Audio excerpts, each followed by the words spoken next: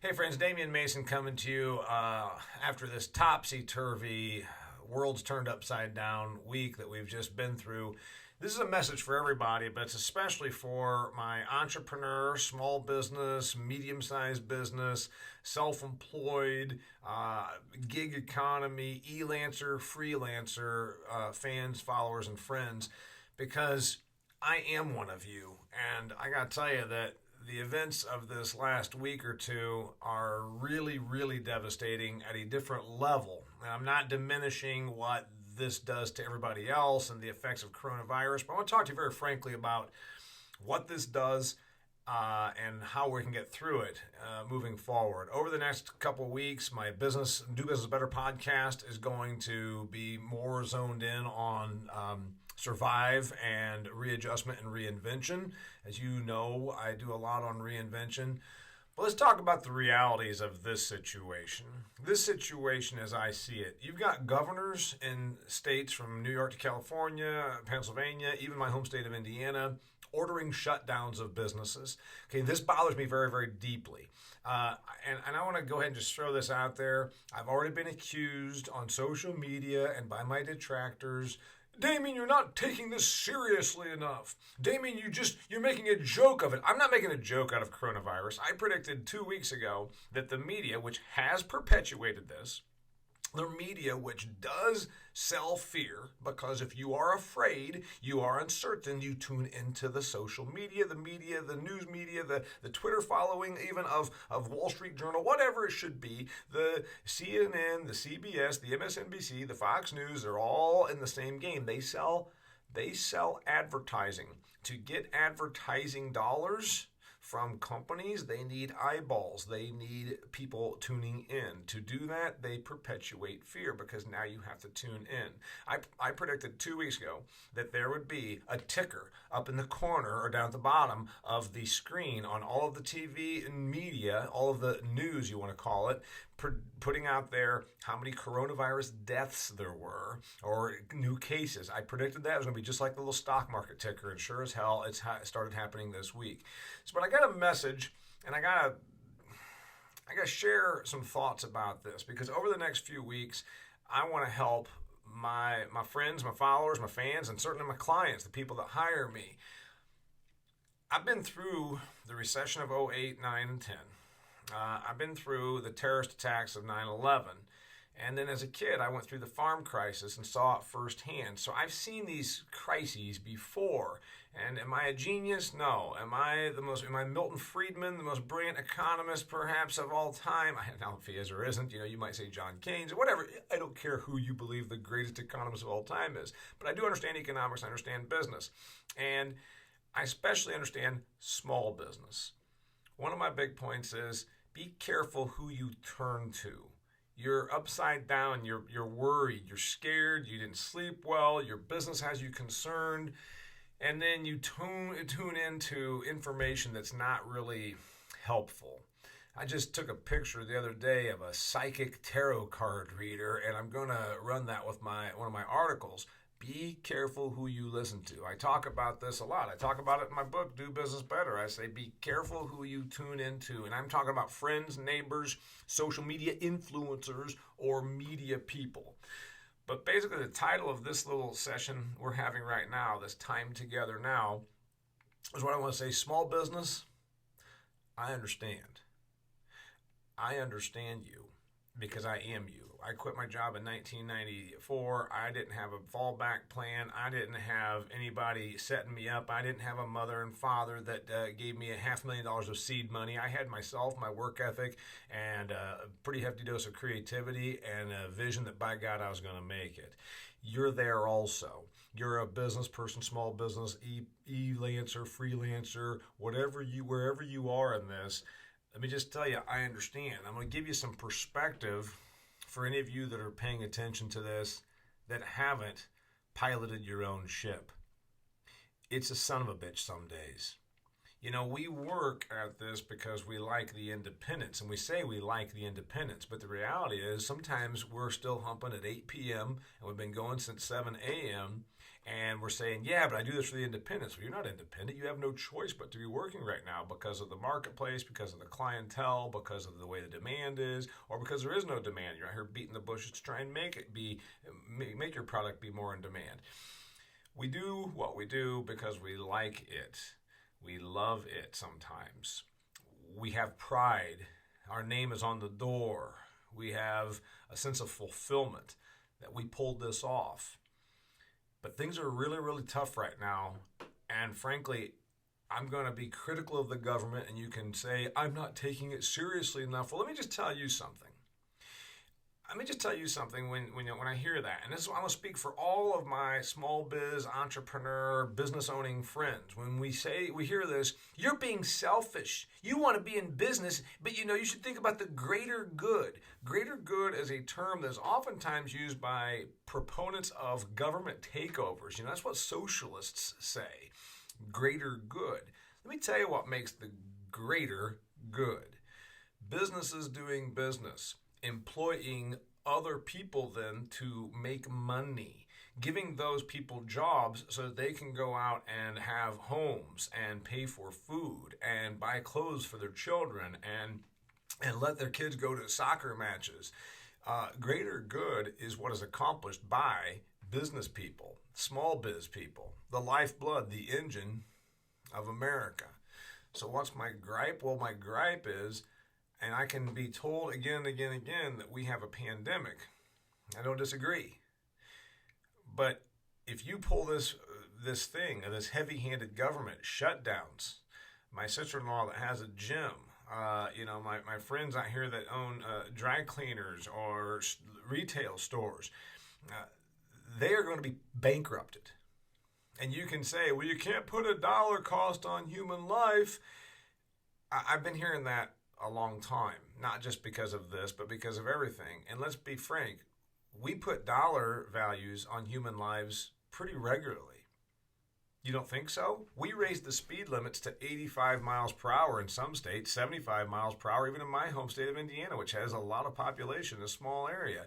And you have people passing you going 90 miles per hour, texting and driving. So you're saying that we didn't allow something that's going to be deadly to happen when we changed that law? That's just one example, and I could go on and on and on. And I know we're dealing with a pandemic. We've never been here before, and that's the other part that scares me. When I've been critical of governors and governments instituting a form of martial law, shutting down companies and saying you're not allowed to be in business, we cede part of our civil liberties. We're now being told by the almighty government, hey, you can't go in and open your doors. Obama got in hot water years ago when he said to these people that have their little businesses, they didn't build that. I'm not getting into the politics part of it because it makes no difference. Republican and Democratic leaders right now in different states are doing the same thing. They're not saying you didn't build that, but they're saying we're going to tell you whether or not you can be in business. So don't you think about that? I mean, if you're a business person, you get it. And I'm here to tell you, I understand. My business has been greatly harmed. I get on airplanes and fly to conferences. At conferences, I sell books after I deliver speeches and help these companies and these organizations and these individuals. I inspire them, I inform them, I give them information, I make them look ahead, I train them, I give them an outlook for their own businesses. I offer consultation, business advice, inspiration with a bit of entertainment. That's what I do. But I can't do that when there are no conferences because they've been ordered to not exist. I'll be fine. I'll be fine for the next 2 months, the next 3 months, the next 4 months. If you take away my next year, I'm going to have a problem. And a lot of small businesses are closer to the cusp than that. I'm fortunate. I've saved and I have invested. I'm 50 years old and I've been at this for 26 years and I've learned a lot. Again, I will give you over the next several weeks some of my tips, tricks, methods to stay ahead of the curve or at least stay above water. I've heard people that tell me I don't take this seriously enough. And again, think of every small business. You think that they're not serious? They've put their butt on the line. They've leveraged and mortgaged and started in their garage and went out there and then bought the building and then worked really hard, 80-hour weeks to get to where the building was paid for, and then they could expand and buy another chunk of ground and expand their business. I don't care what you're talking about. The guy that changes, that replaces transmissions, or the woman that started Vera Bradley in Fort Wayne, which is, accessory company, if you will, female geared accessories. So the point is, don't tell me I don't take this seriously.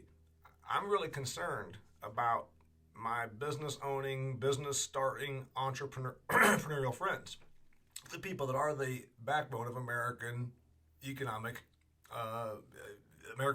engine. Let me give you some numbers here about what the response is. Okay, generally business owners and small business people are a little ahead of normal employees. And I'm not talking about, the Uber driver who is indeed a gig economy employee, but I'm talking about the person that has a little business, self-employed, or maybe works with her or his spouse, or maybe has 3 employees. They tend to be a little bit more high earning than some of the average, service employees or whatever. So they pay some taxes. And they're going to get $1,000 of their tax dollars back. And everybody says, oh, you see, that'll help. Well, that's a spit in the wind. Let's just say you own a restaurant. You've got 14 employees.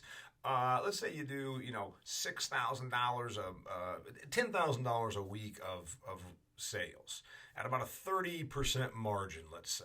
30%. Let's just say that, that's what they're doing, 30% margin. So they make, $3,000 a week. Now, that's a lot of times in the restaurant business, at least 2 family members are in there working. And so now you're saying, yep, you're going to get $1,000 back. Well, I gave you that $1,000 to begin with.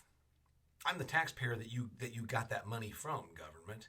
And this $1,000, I'm used to making $3,000 a week. And I also have a lot of money invested. I have my real estate, I have my employees, I have some risk.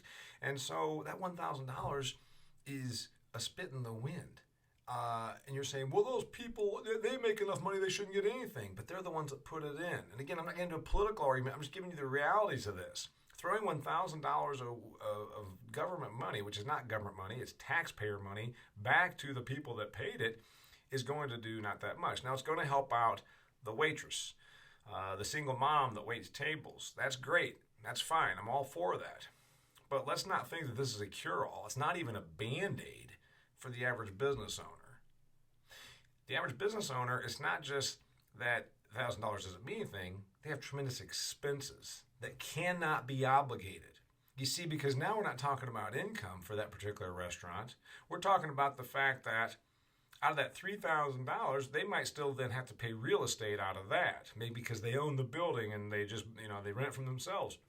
Whatever it should be, you're talking about a business that has $20,000 a month of expenses, and you're going to give that person $1,000? Doesn't go very far. I've got another thought for everybody. And again, these governors want to appeal to the voters, and they want to appear as though they are ahead of the curve. We took this seriously. What's the favorite statement? Better to be safe than sorry. So when businesses are shuttered, when there's true economic meltdown because these companies were not allowed to exist, not allowed to operate, the government can say, well, we did the best thing we could. We wanted to make sure we didn't flood the hospitals with coronavirus cases. I get that. I understand the argument. It doesn't mean I agree with it, because there will be bankruptcies like you have not seen before. The government cannot throw enough dollars at business. If this goes any further, and it's already gone far enough, if it goes any further, there will be such massive bankruptcies that you can't take enough trillions of dollars of government money, because the government can't even borrow that, to bail these people out. The small business person that has 3 dry cleaner facilities or 5 Burger King franchises. You've got some real damage that's going to go down the road here. This will not end in a week or two for the economic damage. It will last for months. Now, I say you got to reinvent. And the reality is, I'm going to give you ideas over the next few weeks about how to reinvent, how to utilize your time. But I'm very much aware that we have some folks that it's not going to happen because of their expense load. And through no fault of their own, they not only can't cover their expenses, they have no revenue at all. They're going to be scrambling as best they can, and then all of a sudden they'll dip into their own private equity, and then we have this ripple effect. Now I don't pay the bank. Now this happens. So we got some real problems here. I want to give you another realization, and I'm doing this again in defense of the small business people that I love, that I know are the flowing blood of this wonderful country. We don't have guaranteed pensions. Government employees do. We don't even have pensions like some corporate people do. We generally don't have 401ks. If we're self-employed, we can invest for our own future retirement, but it's all of our money. And when things are tight and we're now looking at what might be several months or even a couple of years of recovering from this government-imposed shutdown that we have to deal with, government-imposed shutdown of the private sector. Notice when the government shuts down, they still pay their people. They don't do it immediately. They do it when they start back up again. Good luck with that when you own 3 dry cleaners locations. It doesn't happen. So we don't have the pensions. We don't have the same type of a 401k, and then we also pay for our own insurances when we're self-employed or run our own businesses. These are substantial expenses. So we're going to see some people that won't be able to pay for their insurances and then go uninsured because of this. I'm just giving you some reality. Again, I'm a fan of everyone that's out here working, especially piloting their own ship. Just giving you some background of why I've been very critical, because I have been criticized for not being serious enough about COVID-19, but I'm being critical of a government that shuts down our businesses. There's a trickle-down economic multiplier effect that even a small business has. Damian, why don't you just retire? Go and volunteer. I've been told that before because I'm not poor. Would it be the best use of my time to go to the soup kitchen and ladle out soup for people that are hungry? That's noble, I will grant you. It's altruistic, that's fantastic. But you know what else is noble and altruistic? Running a business that then I can take the money from and support other businesses. And I can then donate to some charities, and I can have money that goes out the door to this company and this vendor and this service provider to me. You see, it is the economic multiplier effect, and it's also the ripple effect. I've obviously got a lot to say about this. Again, it's my plan here for the next couple weeks. Anyhow, I'm going to be sharing some lessons with you about how to get through this, some things that I've gleaned through getting through the recession, and particularly 9/11, when my business got rocked, and it didn't bounce back in 1 week or 2 weeks or 1 month or 3 months. It took several years. It's a lot about reinvention. It's a lot about being creative. It's a lot about how you can also find somebody. I would encourage you to do that. Find some person that you can trust and make them your friend. Okay, you can't get together. You can't do it face-to-face because we're not allowed to meet up. Find that restaurant owner. Find that small business person. Find that self-employed individual whose business has been rocked and reach out to her and say, hey, you know what? We've always done some business. Let's also talk now about how we can preserve our business. Let's talk now about how we can make this thing actually not go extinct because of a set of circumstances that were placed before us that we did not ask for. So that's what's got me deeply concerned. Yeah, I've been a little stressed about my own position. Yeah, but not as much, to be honest. More about where things go. Like I said, I'm not being arrogant. We're going to be okay. I'm going to be okay, and my wife and I are going to be okay. If things get really bad, and as 3 months, 4 months, 5 months down the road, we'll be making some different decisions. But every ounce of me is a entrepreneurial-minded person. And entrepreneurial people tend to struggle playing defense. We tend to be very offense-oriented. We look at growth and expansion. In fact, that's going to be a subject for a podcast that I'll be coming out with in an article very soon. It's about the offense versus defense mindset. This goes against our grain if we're entrepreneurial, if we're self-employed. We don't think in terms of how can we hunker down and not grow. We started our own business to grow. So these are very, very trying times. And I had to put some perspective on it because I think that some small business people tend to work in their own little island because, we get busy running our enterprise and we forget that there's other folks that understand us. There's other people out here that get what we're up against. Some of my suggestions, certainly moving forward, I'll be coming to you. But I just want to let you know I understand. We'll be talking about money, some of the principles of financial management when you're in crisis. We'll be talking about the mindset of offense versus defense. And we'll be talking about some of the practical standpoint of just keeping your business still actually in operation so that it's ready to go when that time should come. And then we're also going to be putting out some information about you and about the mental health part of it, because I can tell you that when we went through, my wife and I, the terrible time after 9/11, by the 2 and 3 year mark, my mental health was not so good. You get rattled and you get depressed and you also start to feel like a loser. So those are 4 things I plan on covering coming up. I guess the reason I put out this episode and this video and audio was so that you understood, if you're a small business person, that there's other people out here that get it, and I want to be your resource if I can. We all need somebody to turn to. Don't go to the tarot card reader. Don't go to the psychic. Turn to me. Turn to your successful entrepreneurial friend that you haven't talked to for a while, and give that person a call and say, "Hey, man, you got a minute?" Just kind of wondering what some of your coping devices are. And it's not misery loves company. It's solutions. Solutions sometimes come about when 2 people are dealing with a common crisis, if you will. So I'll be putting out those things, and I do want you to keep up. And I really I appreciate what you do. I appreciate all the people who have supported me. I would like you to pick up a copy of my book, Do Business Better, while you're slowed down. You can get it on audio, on Kindle, and in hardcover. But, if you don't buy a book, that's fine also. I want you to stay in business.